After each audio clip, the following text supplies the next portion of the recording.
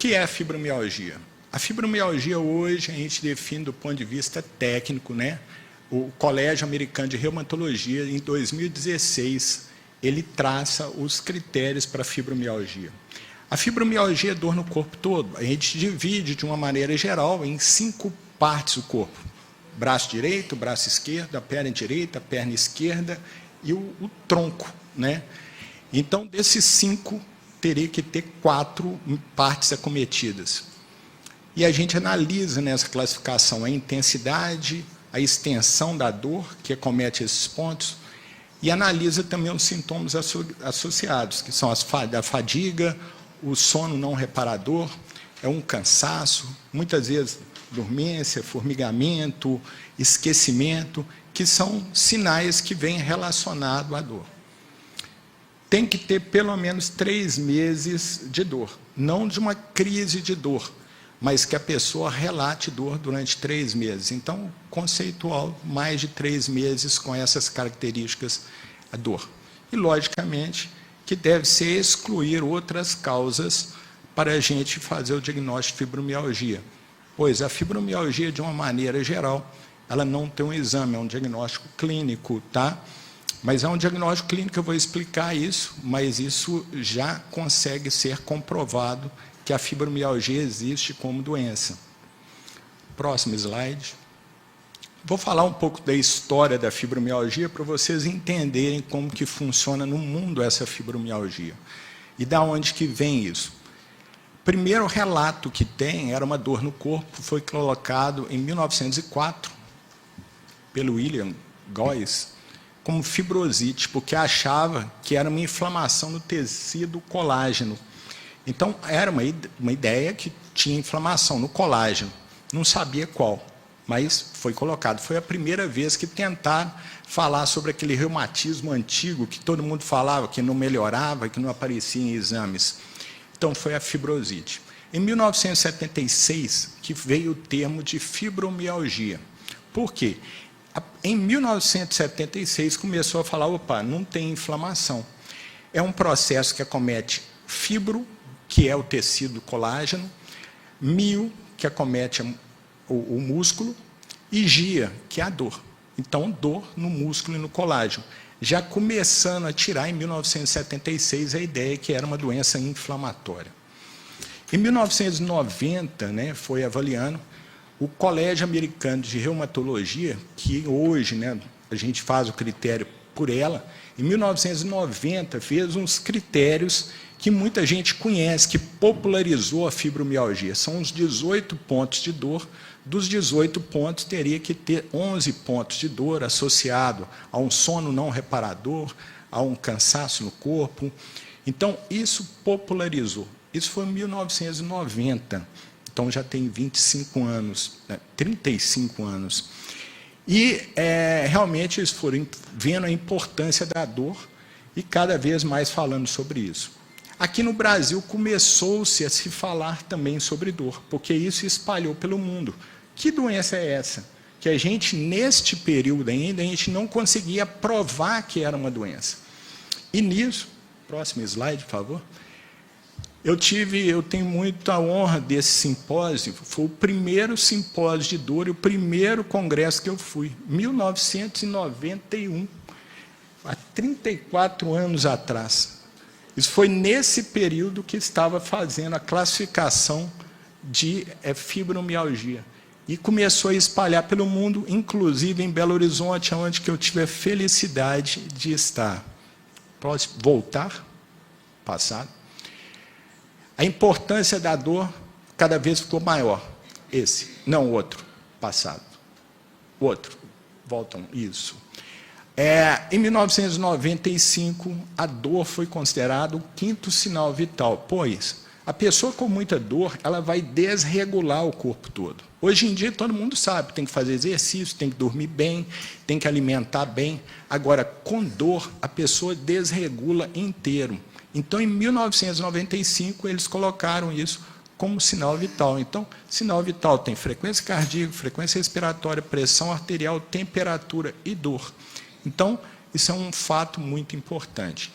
Até em 1995, pessoal entendia a dor, mas não conseguia provar. Então, no meio científico, o que eles começaram a fazer? Opa, vão ter que estudar. Qual uma forma de estudar para ver se a pessoa tem dor, ou se é emocional, ou é psicológico?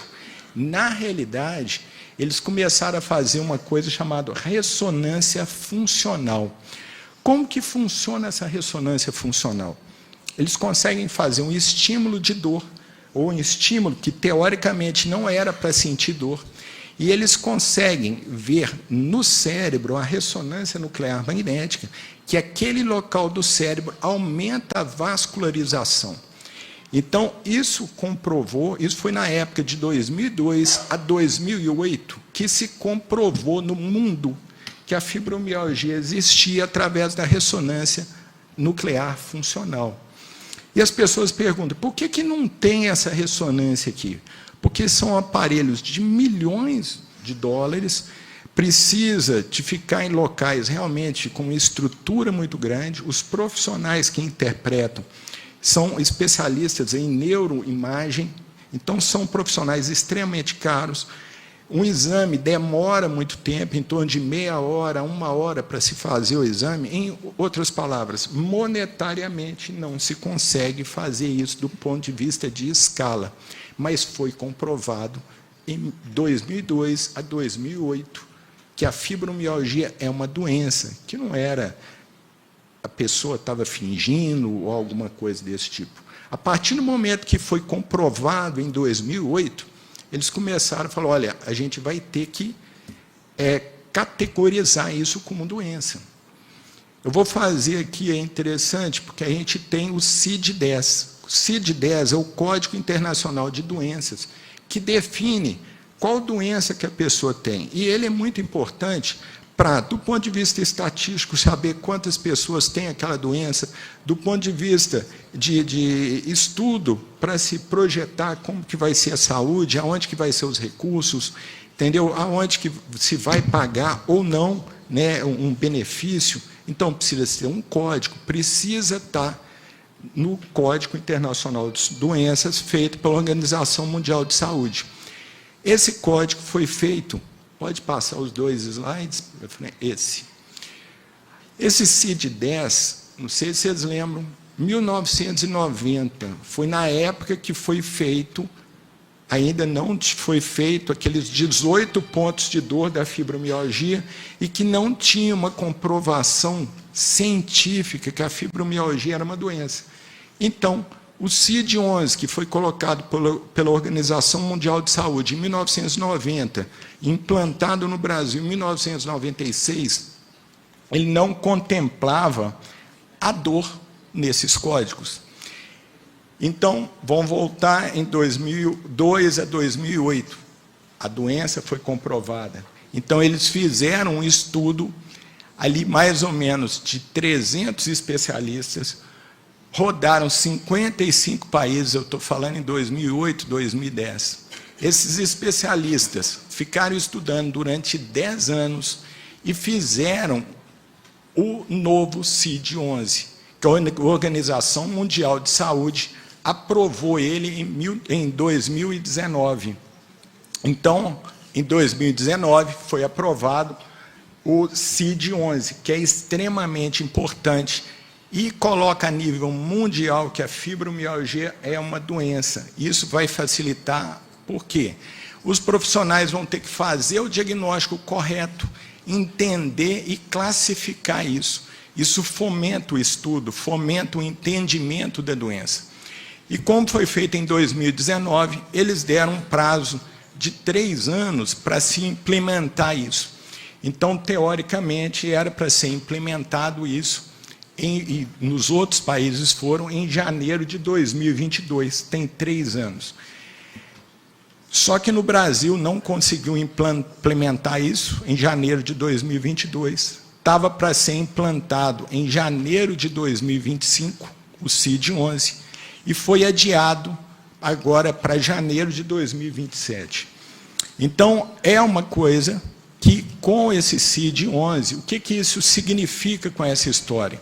No mundo, gente, não há mais dúvida que a fibromialgia é uma doença comprovada através da ressonância nuclear magnética funcional. Isso tem estudos, tem trabalhos. Então, não há questionamento sobre isso a nível mundial. Hoje, a gente fala a nível de divulgação, principalmente em países que ainda não têm um desenvolvimento tão grande, que a gente enquadra o Brasil nisso aí. Então, a gente está, infelizmente, eu vejo profissionais ainda questionando de uma maneira veemente sobre isso. E, infelizmente, colocando um sofrimento maior para os pacientes acometidos por essa doença.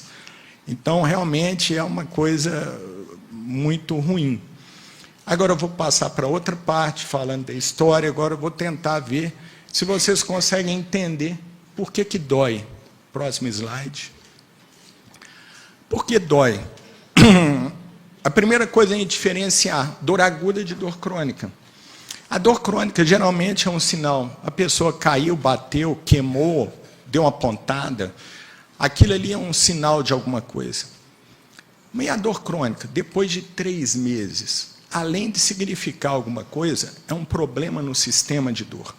Aí que muita gente não entende o porquê disso. Eu vou fazer uma comparação, porque eu acho que eu consigo auxiliar uns pacientes que vão no meu consultório. Eu comparo o sistema de dor do nosso corpo a um sistema de alarme de um prédio futurista. Imagina um prédio futurista imenso, desses que vê no cinema, que o sistema de alarme dele é fantástico, controla tudo. Todo mundo que entra e sai do prédio tem monitoramento facial, né? Scanner facial. Se tem suspeita de alguma coisa, já vem equipe de segurança. Se tem um fogo, já consegue apagar o fogo. Se tem um ar-condicionado desregulado, ele consegue regular. Se tem um vazamento, ele consegue ir lá, identificar no prédio inteiro, mandar uma substância parar. Fantástico. Mas, se ele funcionar mais do que 16 horas num dia, você vai ter um problema no sistema de alarme. Esse sistema fantástico, complexo, todo interligado, vai ter um problema. Então, o que eu estou te falando, que o problema, muitas vezes, que muitas vezes as pessoas não conseguem entender, que muitas vezes o problema não é o ladrão só, o fogo, pode ser o problema no sistema de dor. E não é que o sistema de alarme, ele para de funcionar, ele fica hiperreativo. O que é isso? É igual uma pessoa que já foi várias vezes roubada, quando tem um barulho no lote do lado, já acha que é ladrão. Então, o sistema de dor já entra em alarme. É igual um alarme de uma casa que está programado para, quando entrar uma pessoa numa casa, ele dispara. Agora, imagina, se ele desregula, caiu uma folha, ele já dispara. Então, é esse que é o problema. O sistema de alarme fica desregulado. Dificuldades disso. Os técnicos que vão mexer com esse alarme, eles precisam conhecer todo o prédio. Por quê? Eles têm que saber até que ponto o problema é do alarme, que está desregulado, e até que ponto o problema é real, que tem uma tendinite, que tem uma inflamação, ou se é uma outra doença. Então, a pessoa precisa conhecer profundamente, porque o diagnóstico muda tudo. Será que o problema, será que é um ladrão, um terrorista que o alarme está tocando, ou é um entregador de pizza que chegou e o alarme está confundindo? Então, precisamos saber entender isso. E esse técnico do alarme, ele só tem uma chance de realmente conseguir atenuar o problema desse alarme. Tudo que o sistema de alarme controla tem que estar bem controlado. Não pode ter ladrão, não pode ter fogo, não pode ter ar-condicionado desregulado, não pode ter vazamento. É como se ele pegasse e religasse a chave. É igual um reset de uma internet. Você vai lá e religa a chave, a internet começa a funcionar. O nosso sistema de dor é semelhante a isso. Próximo slide. Só que ele é um pouco complexo, tá? Então, tudo interage. Então, a dor crônica, a gente tem que ver que o que acontece? Esse sistema de alarme, ele funciona bem até 3 meses. Depois de 3 meses, ele desregula. O que eu estou falando, que o problema não está só no ladrão, pode ser que esteja no problema de alarme. Depois de 3 meses, você pode falar o seguinte: o sistema de alarme está desregulado. Então, se a pessoa tem uma tendinite no ombro, eu tenho que tratar a inflamação dele. E se passou de 3 meses, eu tenho que tratar tudo aquilo ali. Porque, igual eu falei, para melhorar o paciente bem, ele não pode ter inflamação, não pode ter a tendinite. A dor de 1 a 10, que a gente faz sempre uma escala de dor de 1 a 10. De 1 a 10, a dor tem que estar em torno de 3. Não pode ter ansiedade, não pode ter depressão, não pode ter estresse, não pode ter inflamação, tem que estar dormindo bem, tem que ter um equilíbrio muscular. Aí o trem complica. Por isso que nas sociedades que a gente lida com dor, nossa grande coisa é cuidar bem da dor aguda, para a dor não ficar crônica. Porque a dor ficar crônica, se não estiver bem orientado, gente, isso é difícil. E as pessoas não conseguem, elas caem nisso e não conseguem. Eu vou te dar vou tentar levar vocês a entenderem como que é a inter-relação daquilo tudo. Vamos supor que a pessoa teve uma dor no ombro e ficou durando mais que 4, 5 meses. Aí, pela própria dor da pessoa, a pessoa teve que ficar parada com o braço.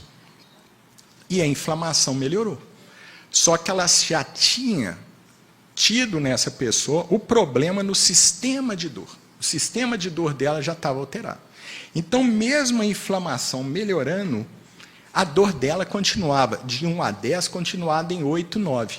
Por que mantém a dor, então? Porque a dor não vai deixar a pessoa dormir. A dor não vai deixar a pessoa alegre. Como é que a pessoa fica alegre com dor? A pessoa não vai conseguir fazer atividade física. Atividade física, gente, é extremamente importante na recuperação do paciente. Mas precisa respeitar a dor do paciente. Ô, gente, a escala de dor de 1 a 10 desses pacientes, é comum eu ver no meu consultório 9 a 10 de dor. Vocês já imaginaram a dor maior que vocês tiveram? Qual que é o nível de dor? Pensa e dá uma nota para ela. Essas pessoas convivem de dor 9 a 10 diariamente. E muitas vezes, durante semanas, meses, tem hora que dói mais, tem hora que dói menos, porque tudo aquilo ali interfere. Se a pessoa dormir mal, piora. E aí, muitas vezes, você imagina a pessoa morrendo de dor, a tendinite já melhorou. É comum, muitas vezes, a Lene Med falar assim, ó, você não tem nada, não. E sabendo que hoje... Só que não tem uma ressonância nuclear magnética funcional. Agora, você imagina o que a pessoa, o que faz com o emocional da pessoa, quando um profissional chega, é comum, infelizmente, gente, é comum, entendeu? Muitas vezes você encaminhar para a pessoa não duvidar da dor, entendeu? Então, a quantidade de sofrimento que eu vejo no meu consultório, assim, são muitas pessoas. Por isso que eu acho que a responsabilidade de eu falar aqui é muito grande. Porque eu represento um pouco, aqui na cidade, o BAC está chegando, isso que tem no mundo inteiro, e eu, como membro dessa IASP, né, que é uma sociedade internacional, que ela está neste ano, todo ano ela tem um tipo de foco, e esse ano é o foco de difundir o conhecimento da fibromialgia. Então, eu estou tendo uma oportunidade muito grande, realmente eu agradeço. Agora, é um sofrimento. Então, tem que cuidar da dor, tem que tratar a ansiedade, tem que tratar o sono. E o que eu vejo, muitas vezes, são os profissionais que, muitas vezes, não conseguem ver o paciente como um todo. O paciente vai, de uma maneira geral, não vou generalizar, mas muitas vezes vai no fisioterapeuta. O fisioterapeuta acha que o problema é só inflamatório ou equilíbrio muscular. Aí vai no psicólogo, o psicólogo fala que o problema é só psicológico, ansiedade, depressão. Aí vai no médico do sono, o cara fala que o problema é do sono. O cara vai, o pessoa está obeso, entendeu? Porque não consegue fazer atividade física, tudo. Aí o cara vira e fala assim, tudo por causa de estar inflamado, tem meta-inflamação por causa da obesidade. Vai no neuro, não, é porque diminuiu a serotonina, aumentou, entendeu? Então, tem essas alterações todas, e a pessoa, infelizmente, para tratar a fibromialgia, precisa entender um pouco de tudo. Por isso que a equipe, muitas vezes, tem que ser multidisciplinar, mas só que precisa ter uma equipe que conhece a doença. Porque hoje a doença, infelizmente, eu contei a história desde 90. que já vem com isso. Então, tem 35 anos. E, infelizmente, é comum hoje a gente questionar uma coisa que foi feita em 2002 a 2008, os trabalhos comprovando que a fibromialgia é uma doença. E a gente passa por isso. E qual que é o sofrimento dessas pessoas? Eu quis trazer um dado aqui para vocês entenderem qual que é o grau do sofrimento. Próximo slide. Os estudos indicam que 30% a 50% das pessoas com fibromialgia já pensaram em suicídio pelo menos uma vez na vida. Isso é muito alto. É uma coisa que é impressionante. Então, eu coloquei os dois estudos, porque eu quis trazer os estudos assim que eu peguei, mas tem outros estudos, do impacto que isso faz para a vida das pessoas. Acaba com a vida das pessoas. E eu coloquei uma ideia, né, a ideação suicida da população brasileira em geral é em torno de 9 a 17. Na fibromialgia, de 30 a 50. Tá? Próximo slide. Próximo, isso. Deixar uma mensagem final. A fibromialgia não é dor no corpo, é dor no sono, na energia, na dignidade. Quem sente sabe. Quem cuida igual a gente entende. E nós, como sociedade, não podemos deixar essas pessoas sem acolhimento, sem atenção e sem o cuidado que merecem.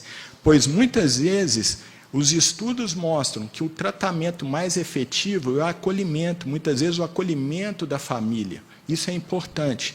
E hoje é muito comum casos, por exemplo, das pessoas não entenderem. Eu tenho um caso aqui que eu vou citar, né? Eu não lembro o nome da paciente, mas a paciente era casada por causa da dor, o marido divorciou, ela ficou com 4 filhos, morando numa casa alugada, com muita dor no corpo, que aí piora esse quadro inteiro, né? Porque desregula a pessoa toda, e não conseguia afastar.